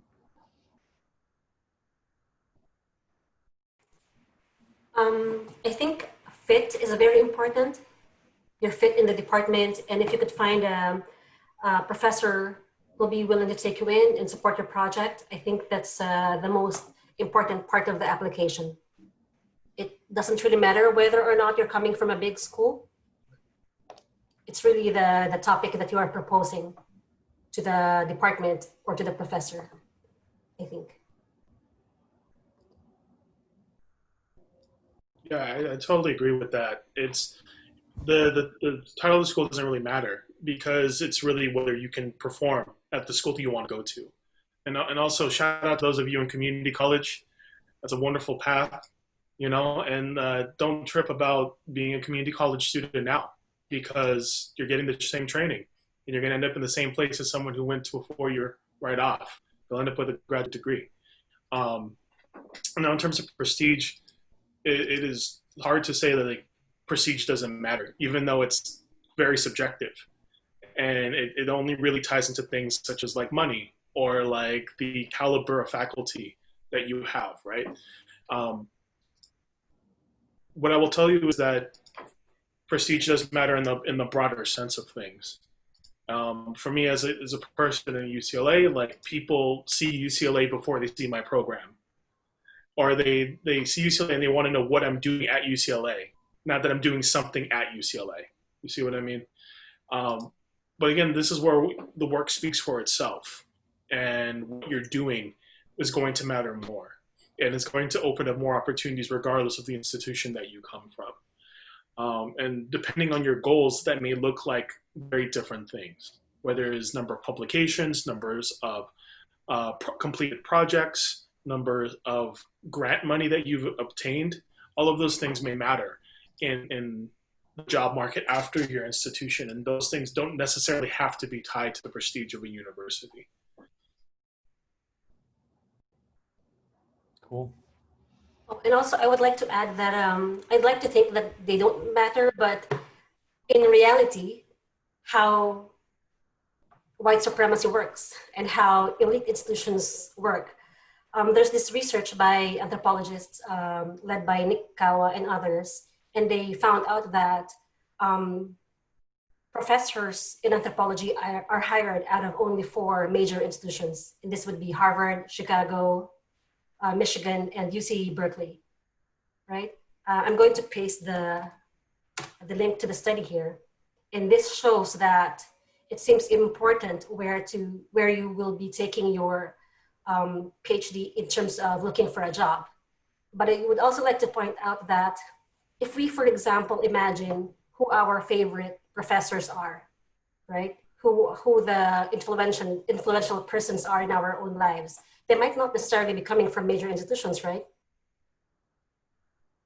So I guess it would depend where you would like to go, but we should also not forget that in the general sense of getting a job, this research proves that yes, professors are hired from 4 major universities, which are the elite schools.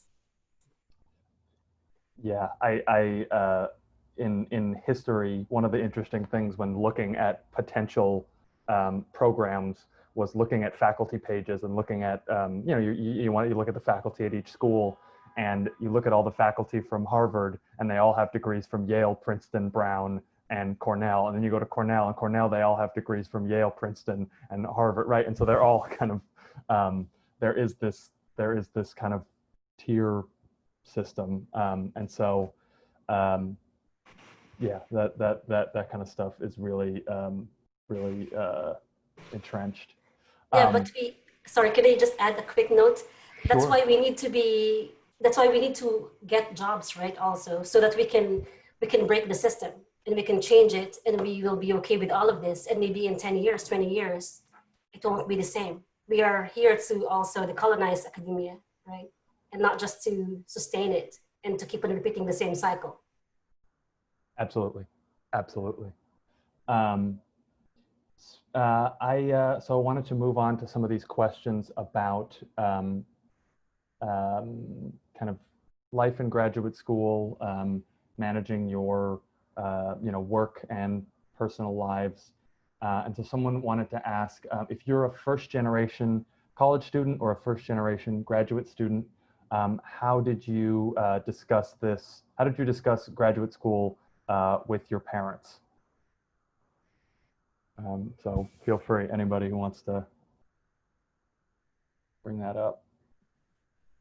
I can share how I sold my parents on a master's program. Basically, it was me telling them that it would eventually increase my chances of getting into medical school, which, as we all know, Filipino parents are like totally okay with.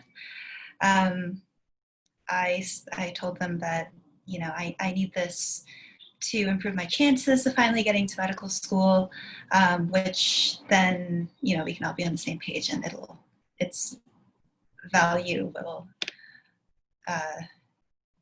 it'll sort of like pay itself off in the end. It wasn't an easy conversation because one of my parents has an MBA and the other does not. And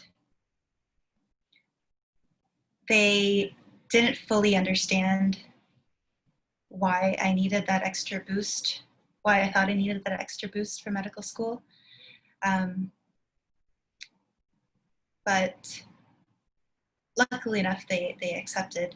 I think the harder thing, and this is tangentially related, was eventually telling them that no, I wasn't going to medical school and I was just going to graduate with this degree, which was a hard conversation because then they're like, well, what do you do with a master's in biology? And I didn't know.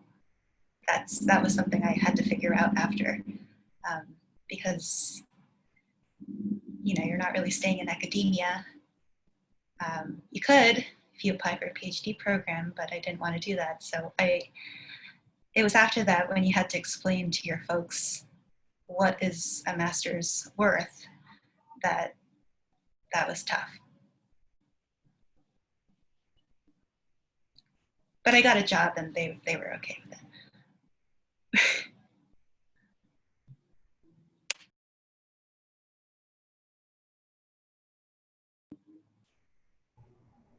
Cool.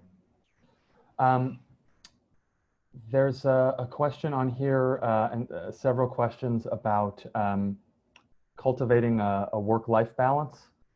Somebody had on here earlier that a professor told them that grad school is all is what you wake up, think about all day, and it's what you go to sleep thinking about grad school. And my advice was don't apply to work with that professor. But how do you folks have thoughts on cultivating a work-life balance in graduate school?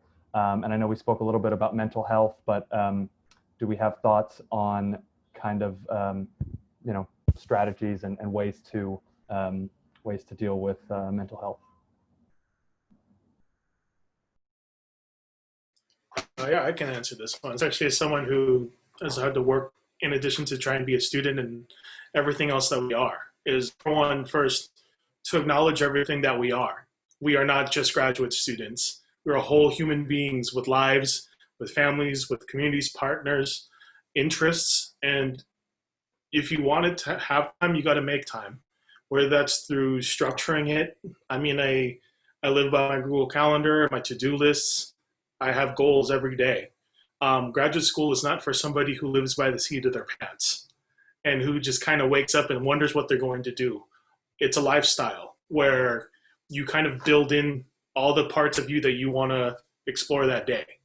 So like I have hobbies outside of graduate school. I have friends that are not grad school friends. It's important that you have friends outside of the academy. I'm going to tell you that right now, because you need people that are not living the same life that you are to help ground you when things get wild. Um, but that's not to say like if you haven't found them yet, you're going to find them. Don't trip. But yeah, it's about structuring it, making sure that you're setting deadlines, and it's not like deadlines for the month. You're talking maybe 6 months, a year. You see something in the horizon that you want to do. One of the greatest advice I got from my advisor was you always work backwards before you work forwards. You want this dissertation to be done, have a time when the dissertation is supposed to be done, and then you go backwards and you make your benchmarks based off that. If you're just doing it just like, oh, I'm going to do a little here and maybe I'll do it in a month or two, that's how you end up being in a program for a very long time. You really want to set these benchmarks for yourself and be honest with yourself about those benchmarks. It's okay to fail. It's okay to have to change your timeline as many times as you need to. This is real life and things happen, especially right now. And just doing your best to kind of manage that is going to be one of the best ways for mental health and structuring your schedule. Also, just listen to yourself. I don't think it's cool for you to think about not getting sleep and being depressed and fighting to a point where you get burnt out. That's also what my research is in. I research why Filipinx college students become over-involved in college and the unintended consequences that may come from that. You can fill in the gaps as you will. But, you know, be healthy. Be healthy and take care of yourself while you do this. And it's a lot easier said than done because you got deadlines, you have expectations, you have imposter syndrome. And sometimes you just got to walk away from the computer. You got to put that book down. You got to do something that has nothing to do with your academic identity. And I trust you that it helps a lot.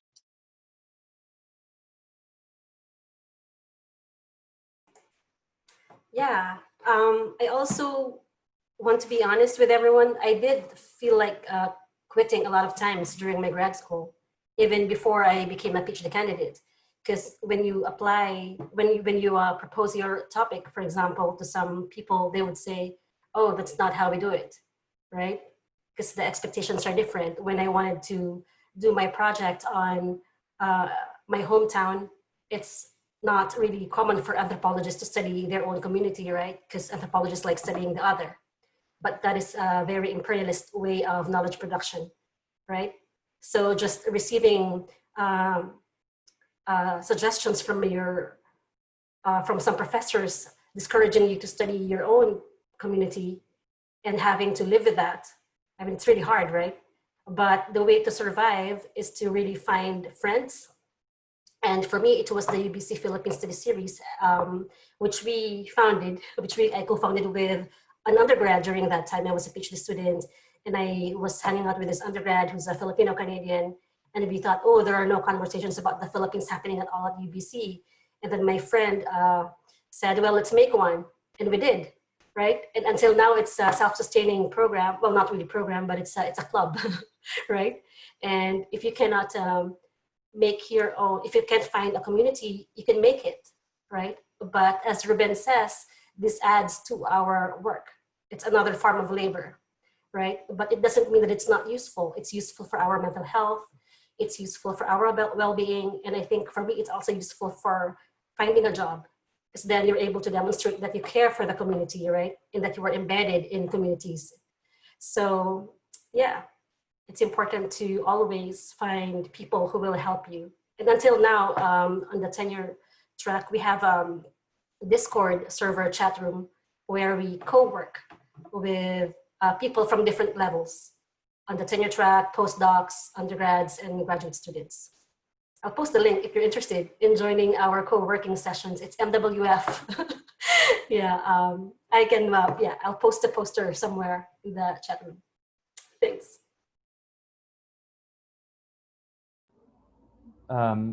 Yasmin, Angel, do you wanted to add anything about work-life balance, mental health? I mean, the other thing is that folks kind of are curious about is finding community in graduate school, and are there going to be, am I going to have friends if I go to graduate school?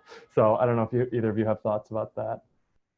Yeah, as for the mental health, I think this is something that's been said a lot in the chat. Structure is so important, not just like setting deadlines week by week, but I think it's really important to just like when you wake up in the morning to know what you need to do that day because it gives you a reason to get up and go. I think, at least personally, so much of the time when I feel lost and scared, it's because I don't really have a plan for that day, and I just kind of like, I'm just like, what do I do? So give yourself structure and stick to it. You know, I think a certain level of discipline and cultivating that is really important. As for finding community, this is so cheesy and it feels so simple. Like go to the mixers that your grad school sets up. They're there for a reason, and they can feel really corny to be there, especially you have to wear like a name tag and you're like drinking with strangers that you have no clue about them, but chances are those people are feeling just as scared and nervous and lonely. And you may find friends there. I also found it helpful in grad school to form study groups, which is a way of making friends, but not so directly where you're like, hey, let's hang out. It's more like, let's just all be in the same room together, and eventually friendships grew from there. I spoke about this earlier about how I wish I'd sought out a Filipino community at NYU. I knew it existed, but I didn't really make the effort to join it. And, you know, I did notice that in the science department, it was very light. I think I naturally gravitated toward the people of color in the lab, which was nice. And, you know, I sort of found friendship there. But I think it does take I think more generally my advice would be to just, you know, put yourself out there. It is kind of like dating, which it's just a horrifying thing to say, but you just have to put yourself out there and signal to people that you're willing to make connections, because chances are they're wondering the same thing.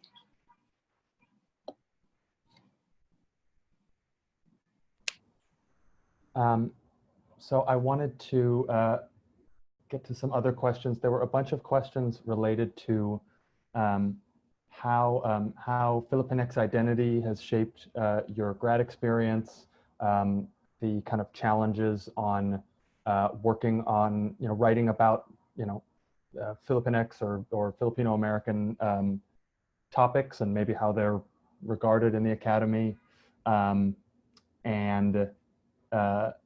yeah, I mean, kind of the you know, respective challenges of either being you know, doing Filipinx work in you know, at institutions where there are big Filipinx and Asian American spaces, as well as working in institutions where there are fewer of those spaces. So yeah, those are a lot of different questions, but we're kind of getting to the end here. So if anybody has thoughts on yeah, the Filipinx grad school experience.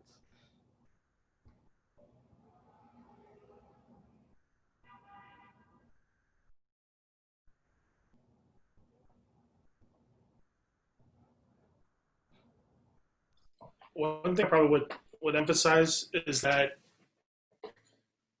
you want to be the person you're looking for. You know what I mean? Like if you are looking for community, you have to put yourself out as a person that wants to build community.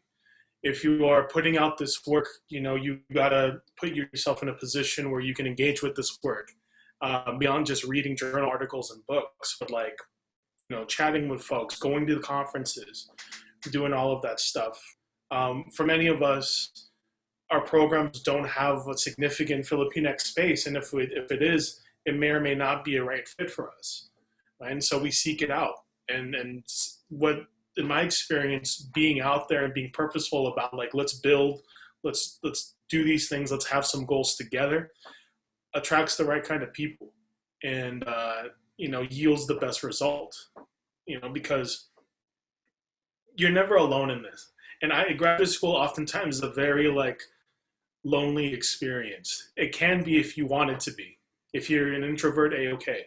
But, you know, if you want to kind of expand your wings and pursue this as like a field and produce for the field and develop knowledge for the field, you got to go and put yourself out there. And that might be in little baby steps of just kind of like person to person to person to person. Or you might have like a really poppin' Twitter account that people follow, and then you can disseminate your knowledge that way. You know, there's no single way to do this, but the important part is that like you don't give up, and you don't give up, and you keep pushing it out, because you're not doing it for the now. You're doing it for generations of people. And I always tell folks, you know, when you go to graduate school, you get a degree, and if you become a professor or not, but you produce knowledge, that is something that you create that can't be taken away. So if I develop this knowledge in this field, and I have all of this research, in order for you to have interest in the same kind of topic, you're going to have to pass through my work, and you're going to be informed with what I contributed to the world. And for me, that was one of my greatest joys and one of my greatest motivators for going to graduate school, was to create something that is real, that is changing, that is impactful for the world, even if my world is very small, but it's never going to go away. And my legacy will always be intertwined with what I contributed to this community. And this is one of the ways that you can do it.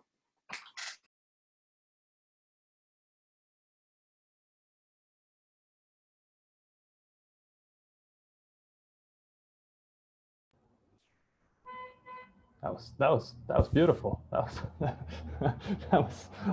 I'm so inspired. I want to bask in this moment of silence here.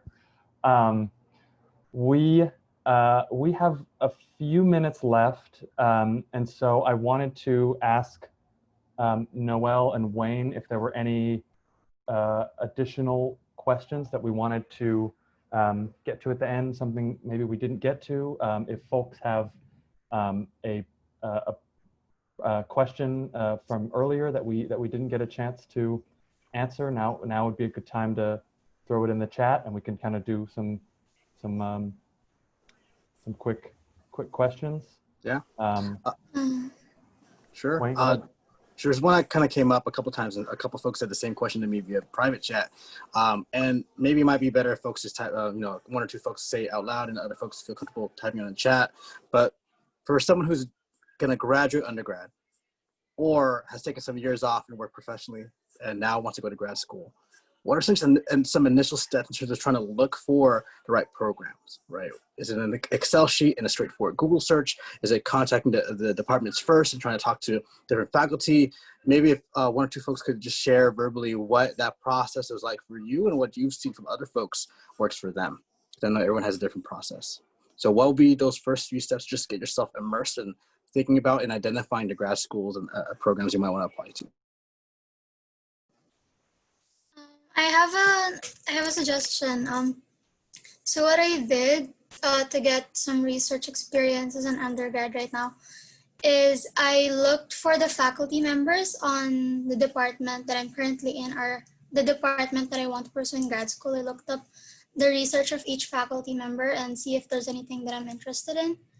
And then I read some of their articles and abstracts before I started emailing them.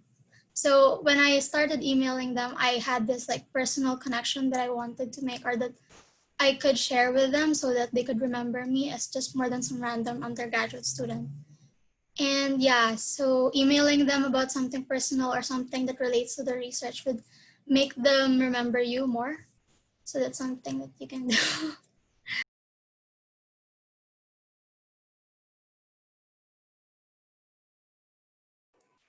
Yes, as someone reading those letters, I think it's really so much, it's very useful when I know that a student is really interested in my work. And it's quite obvious actually when the student who's emailing is basically just read my profile on the page, right? But I also know that it's probably true that the person applying is a first generation student. So of course, try to maintain not judge, and to also consider that the person might not have a background, right? It might be the very first person like I was when I was also applying for graduate school. But I think it is effective. It's an effective strategy when you have read, even if it's not an article, right? Even if it's a short piece on Rappler or online, which you think relates to your own work, right? It just catches someone's attention. And yeah, that's thanks for that, Jomia.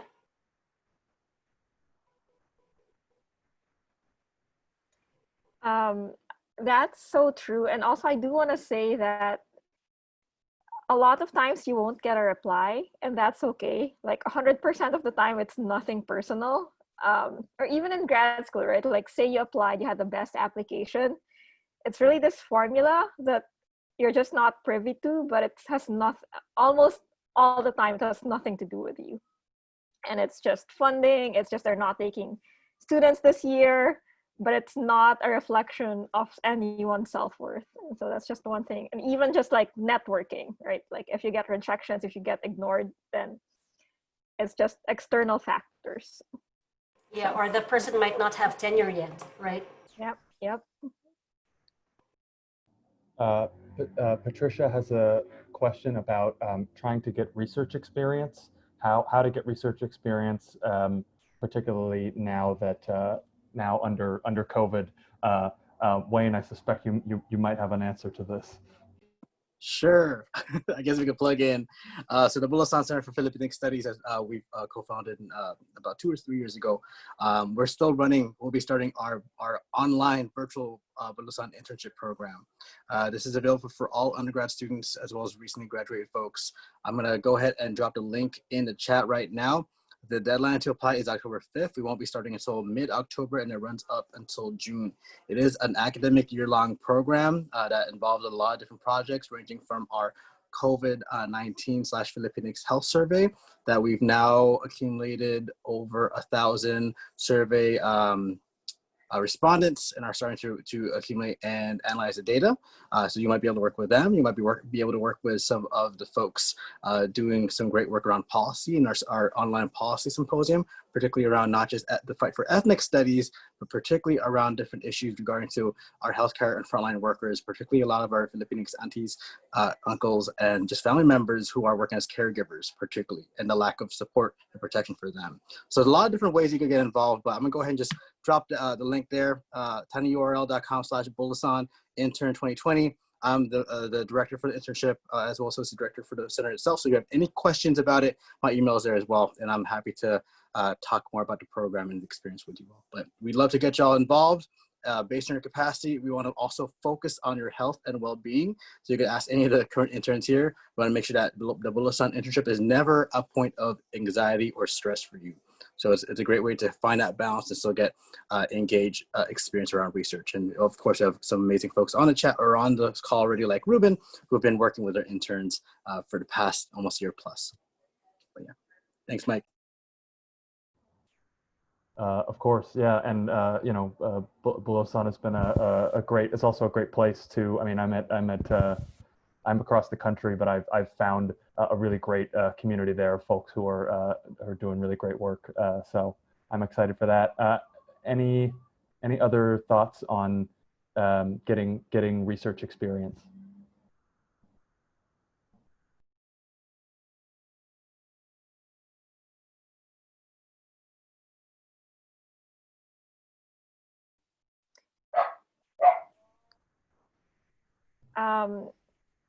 It just helps to definitely cold email sometimes. Sometimes even if you don't do research in a professor's lab, you can do it in like policy research places or institutions that do research, but might not be 100% placed in academia. And I say that as someone who works in a think tank whose research is academic oriented, and we get research interns and fellows. And the people we have right now, they just reached out to us. We didn't even realize we needed them until we got their emails and we figured that they would be valuable. And so sometimes even when it's not advertised, if you are interested or if you just want to open the channel even for the future, then I feel like cold emails, they're not always successful, but when they are, then they're really fruitful. So also one thing.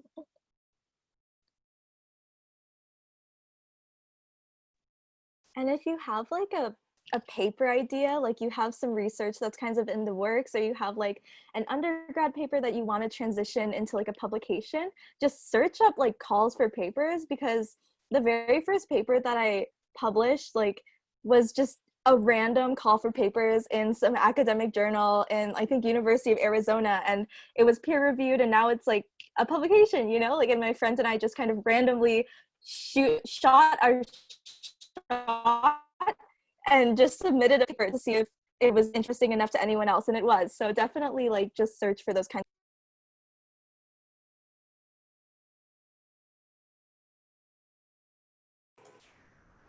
Yes, just try. You can also, I think during undergrad, you might also be reading books, right, for your courses. You could also write a book review and submit it to any journal that works as well. And also, if you want to make a Philippine connection, publish in Rappler. If you're interested, I know the editor who accepts articles in Rappler, and maybe write on Medium or other journals that might be taking in submissions. Yes, and oh, sorry, somebody else. Go ahead. Oh yeah, just even if it's just your own personal work, just know that it's never done. You know, you might be finished with the project, but you're never done with the project.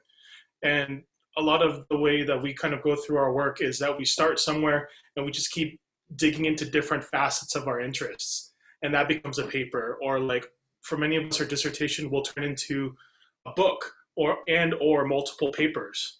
For example, I'm going to write a journal article about my method section, and how I used a method that kind of catered to working with Filipinx college students, you know. And so like it all just starts with you garnering that interest and doing it. If you can do it with faculty, whether through independent study or service learning or something like that, that's always a huge plus. But don't abandon your ideas. Continue to cultivate them, and eventually you will have the time and the space to actually pursue those ideas. I think that's beautiful, and I think that's a great way to for us to a great note for us to end on. I think that I hope this was helpful for everyone. I also want to encourage everyone who is thinking about graduate school to kind of get connected to the not only to the Below Sun Center, but to all some of the stuff that we're doing with the PowerPoint parties. You know, we do this every couple months. We have these you know, scholars on presenting their research, and so that might be, you know, an opportunity. If you see a presentation you like, that might be someone to get in touch with to talk about graduate school. We also have a contact sheet for a lot of the folks that are involved in our a lot of the folks that have attended our events. And so you can get connected to folks there. I saw somebody's already created a contact sheet for folks who attended this event, which is great. By all means, be in touch with each other. You are going to be great resources for each other as well as we go through this. Let's give a round of thank yous. Thank our other all of our panelists. Thank our other moderators, Wayne and Noel. Thank you all for asking such great questions. I hope this has been helpful, and I think we're going to try to, you know, get folks in touch. So spread the word about the mentorship program. Yeah, thanks everybody. Have a great afternoon. Thanks everybody. Shout out to everyone. Michael and Noel. Thanks And Wayne. everyone. Bye. Shout out to the interns. Shout out to Wayne. Yeah.